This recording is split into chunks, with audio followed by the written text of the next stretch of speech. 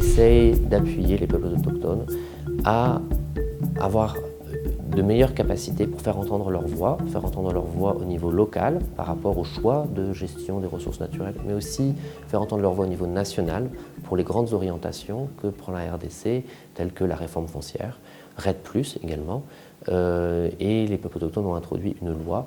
de reconnaissance des peuples autochtones et la Banque mondiale les soutient également dans cette initiative. Les peuples autochtones qui ont une gestion très particulière, une approche très particulière de la gestion des ressources naturelles, qui font face actuellement à beaucoup de défis. Il y a le défi de la question culturelle, puisque leur culture est mise sous pression. Il y a la réduction des espaces, puisque la progression en forêt de l'agriculture, les espaces sur lesquels les peuples autochtones peuvent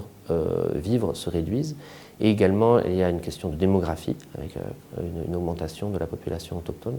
Et enfin, des questions de reconnaissance des droits et de potentiels conflits entre les peuples autochtones et les autres populations. Au niveau local, se pose la question de la représentativité, de l'existence d'organisations représentatives des peuples autochtones. Et la Banque mondiale appuie les communautés à avoir les capacités de s'organiser et ainsi avoir un interlocuteur, être en position de pouvoir discuter dans les instances que le gouvernement met en place, telles que les CARJ, ou simplement d'aller dans les cadres de concertation organisés sous l'égide du gouvernement ou du territoire. Enfin, la Banque mondiale appuie les peuples autochtones à avoir les capacités de mettre en place leur propre développement et de mener des petits projets. Donc, la Banque mondiale finance un certain nombre de petits projets qui ont une grande valeur pédagogique, qui est d'apprendre à faire des petits projets, savoir gérer, avoir la comptabilité, l'alphabétisation, tout le socle nécessaire à pouvoir porter son développement. On va essayer de le développer, non seulement faire le petit projet, mais aussi renforcer les capacités, toutes les capacités qui sont nécessaires, ce qu'on appelle les capacités habilitantes, pour que les peuples autochtones puissent ensuite continuer à mettre en place des petits projets avec d'autres financements. Enfin se pose la question de la reconnaissance des droits d'usage et la légalité de la gestion des peuples autochtones sur leur territoire. Et pour cela, la Banque mondiale travaille avec le ministère de l'Environnement sur la gestion communautaire des concessions forestières, mais également avec l'Institut congolais de la conservation de la nature pour la gestion communautaire des aires protégées. Donc depuis 10 ans, la Banque mondiale a renforcé son partenariat avec les peuples autochtones. Cela passait en 2007 par une stratégie d'engagement et de développement des peuples autochtones, de manière à ce que la question des peuples autochtones ne se passe pas projet par projet, puisque dans chaque projet qui touche les peuples autochtones, il y a toujours une prise en compte de leurs spécificités, mais il y avait ce souhait d'avoir une approche intégrée, et de non pas d'avoir des activités dans chaque projet, mais d'avoir au contraire une activité transversale qui s'occupe des peuples autochtones et qui leur propose un développement, et non pas une atténuation des risques ou une atténuation des impacts. Cette approche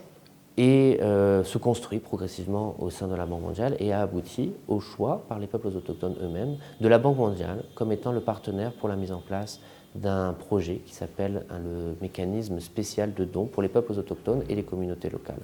Ce projet spécifique, qui est en cours de préparation, est financé par le programme d'investissement forestier, qui est une initiative mondiale,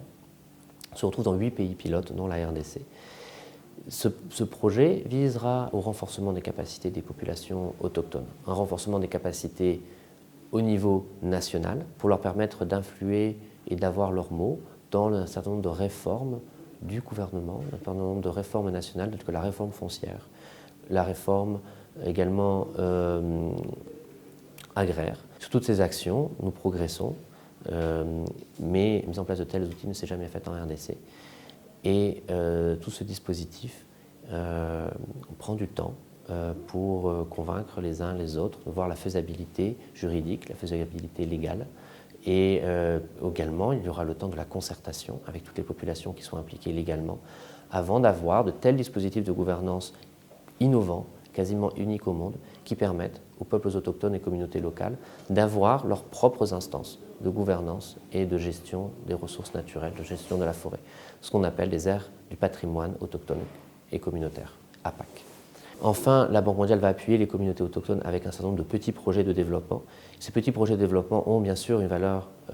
sont très importants pour la lutte contre la pauvreté et permettre aux communautés de se développer, mais également ils ont une grande valeur pédagogique, puisqu'ils vont permettre aux communautés d'apprendre, pour certaines qui n'ont jamais bénéficié de petits projets, d'apprendre à monter des projets, à travailler en collaboration avec des ONG locales et petit à petit, apprendre en faisant et avoir des activités de développement qui permettent la bonne gestion des ressources naturelles, qu'il s'agisse d'agroforesterie, de plantation. Également, on peut imaginer la promotion de produits forestiers non ligneux, tels que le miel, les chenilles, les champignons, la plantation d'arbres à chenilles, mais également la pisciculture, ou d'autres activités de petit élevage. Ces activités concerneront 16 territoires de la RDC. Elles sont aujourd'hui limitées et comme je disais, elles ont une valeur pilote et pédagogique. Elles sont donc, même au sein de ces 16 territoires, limitées à quelques initiatives. Mais l'espoir de tous, des peuples autochtones comme de la Banque mondiale, c'est qu'à travers de bonnes réussites et à travers le renforcement des capacités des communautés locales, ils puissent accéder à d'autres financements dont ils sont aujourd'hui exclus, d'autres financements de développement local que les peuples communautés autochtones ont beaucoup de difficultés à saisir aujourd'hui et dont ils sont exclus. Aujourd'hui, la question est surtout de laisser aux communautés autochtones le choix de leur développement. On ne peut pas leur imposer d'aller s'intégrer, on ne peut pas leur imposer de rester dans les forêts, mais ce qui est important, c'est de leur laisser le choix. Et ce choix, ils ne l'auront que s'ils ont les capacités de saisir les opportunités d'un côté, mais aussi les capacités à pouvoir rester, conserver les forêts s'ils le souhaitent, et avoir les droits, la reconnaissance de ce droit s'ils décident dans les endroits où ils restent dans les forêts, à avoir une bonne gestion des forêts de manière à ce que ce ne soit pas la pression des autres populations qui les forcent à sortir des forêts et à s'intégrer, mais qu'au contraire, ils puissent sentir qu'ils ont des espaces sécurisés et que donc ils ont le choix de leur développement, de leur propre développement. C'est finalement le principal enseignement de toutes les études sur la lutte contre la pauvreté, qui est que la pauvreté, c'est l'absence de choix. Et en laissant le choix aux communautés autochtones, même si le développement économique